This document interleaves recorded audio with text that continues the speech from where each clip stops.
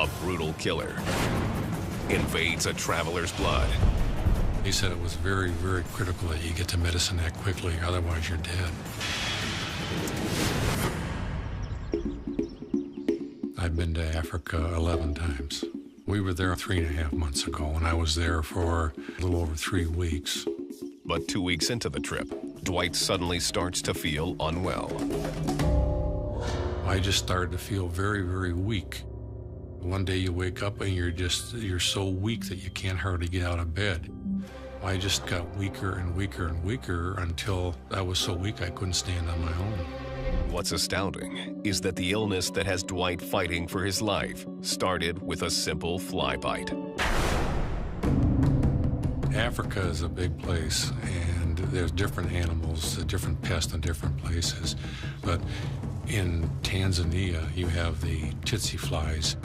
They are about the size of a housefly and normally a little bit bigger, but they're just extremely aggressive, and you just hate to have them pestering you all day long.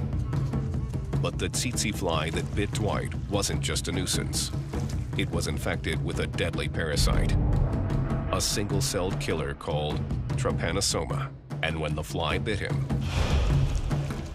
these parasites flooded into Dwight's bloodstream. Inside his body, these cunning intruders began to divide and elongate. They used their long tails, called flagellum, to swim throughout his bloodstream. The result is a severe case of trypanosomiasis, or African sleeping sickness. Dwight's immune system is helpless to stop the microscopic assassins. Each individual Tripanosoma parasite is armed with a shield of proteins.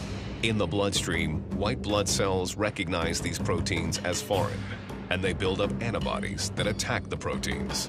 But trypanosomes can actually change their protein coat of armor, rendering the blood's antibodies useless. This leaves them free to reproduce and devastate the body's red blood cells, the very cells that carry nutrients and oxygen throughout the body. Starved of nutrients, the patient goes into a coma and ultimately dies.